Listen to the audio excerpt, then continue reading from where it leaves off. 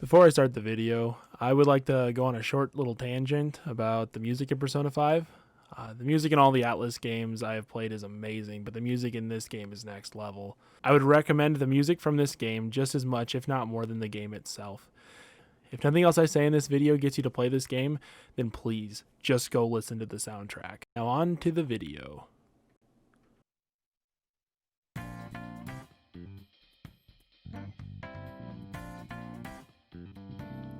Persona 5 came out September 15th, 2016 in Japan and was released worldwide April 2017. So many people were extremely excited for this game, but I wasn't one of them. I had friends that tried to convince me to play it, and when I learned that the average playthrough was 80 plus hours, I said no way. I had no desire to put that many hours into one game. I had two friends though in particular that continued to bring it up and just how much they were enjoying Persona 5, and every time they did, they said I should play it. I'm so glad they did, otherwise I never would have played it, and I owe them so much for convincing me to play it. Everyone deserves the chance to play this masterpiece. I absolutely love this game.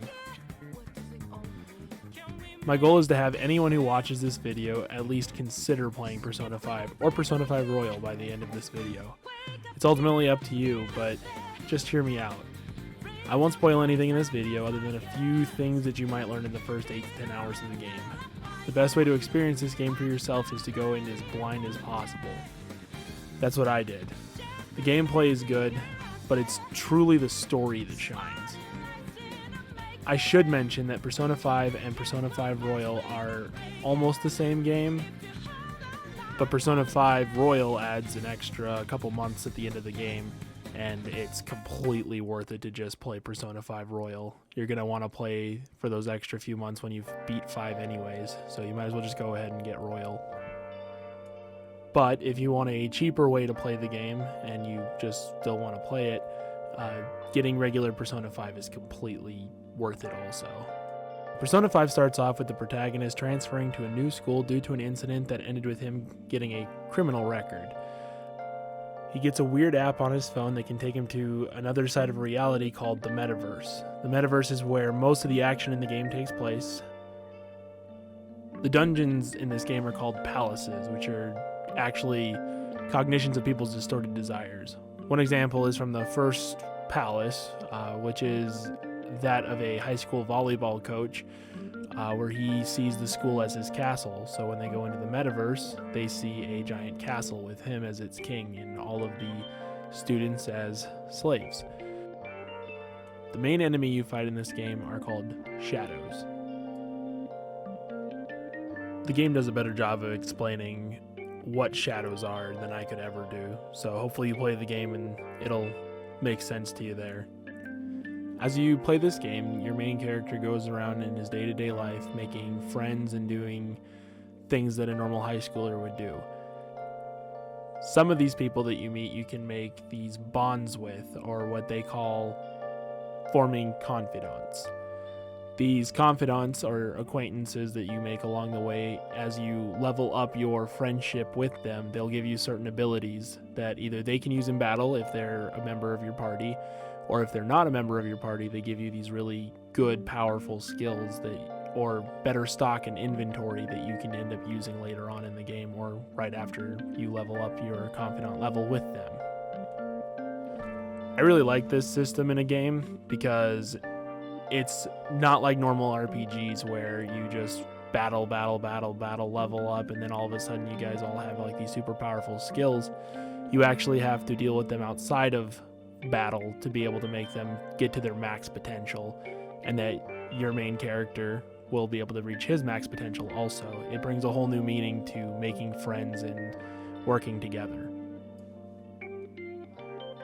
Some of these confidants level up naturally through playing the game, but other ones you have to spend specific days and times with in order to get them to max level. It is always worth it to get any of your confidants up to max level, but I suggest Ryuji first and Kawakami, who's your teacher. They will give you the best abilities right off the bat, especially in Royal. Another progression system in the game is what I like to call the Big Star. but the game calls it social stats. Like in real life, the more kind, charming, smart, and brave and proficient you are, the more people will like you. To get further with some of the confidants, as mentioned earlier, you need to up these social stats. Sometimes you need to have more guts to be able to talk to certain people about certain things, to be able to move on past where they're at. Or some of them you need to make sure that you have better understanding to be able to help them out. It's a really cool system.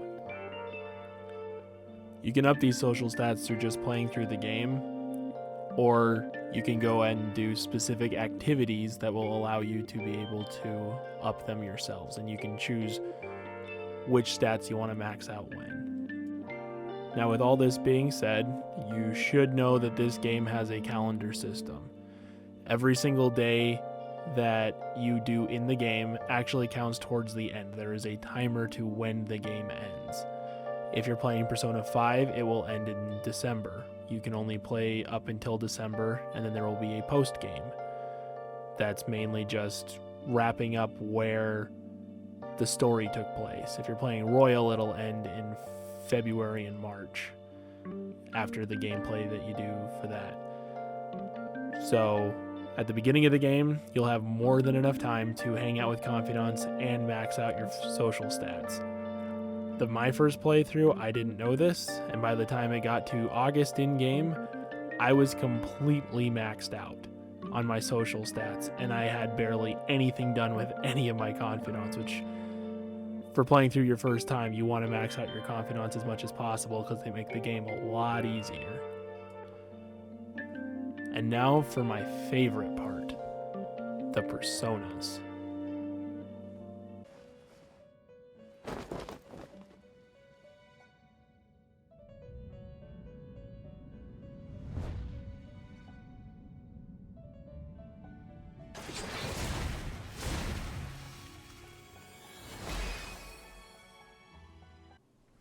The personas are awesome.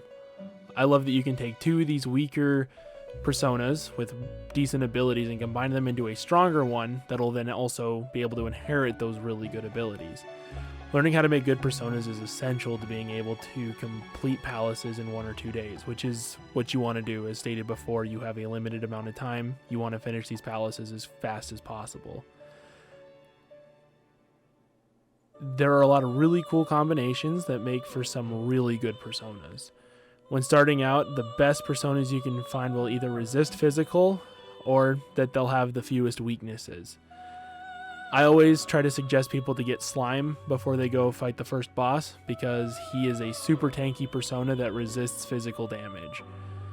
You'll be able to last a lot longer and be able to heal your teammates up.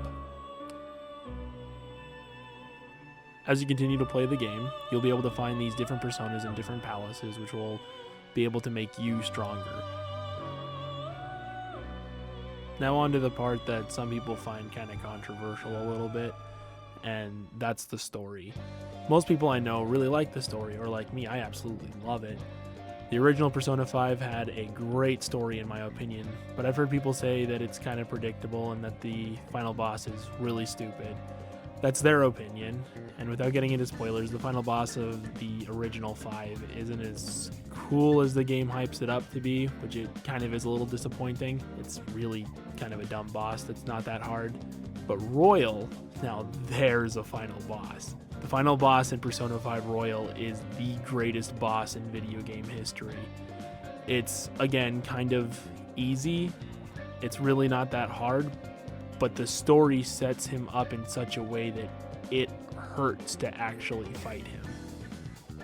You actually question whether or not what you're doing is right because he is so convinced that he is in the right.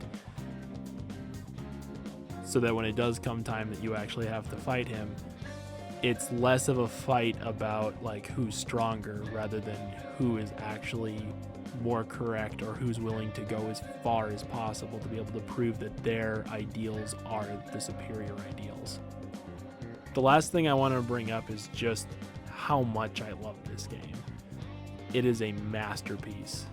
It's not perfect and it's not for everyone. Some of the palaces can be quite monotonous. There's one in particular that a lot of people don't like.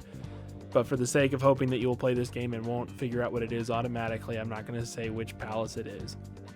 My first time playing through, I didn't understand why people hated it so much, and I didn't even realize that it was a bad palace until replaying through for like the third time. So, and it's when you play this game that much that's when you start to see some of the flaws in it. So speaking from that, that's the only reason why I would say that could be a bad palace. There are also some characters that people can't stand. This is the point I bring up, even though like with the palaces, I didn't want to say a specific palace for you to be prepared for it. I just can't stand Morgana. I find him to be extremely hypocritical and really whiny. And I don't know, I don't like those people in real life. I don't want to deal with them 24/7 in a video game. I know a lot of people do like Morgana. I just personally don't like him. But unless you don't like any of the characters, or you find the gameplay is terribly boring, or you just really don't like Japanese games, that's the only time I would suggest that you don't play this game. Other than that, it is, for me, I love all those things really. I love the characters. I even, as much as I talk smack on Morgana, he's not as bad of a character as in some other games that you play. So please, do yourself a favor and play Persona 5. Specifically Persona 5 Royal, but please play Persona 5. Thank you for watching.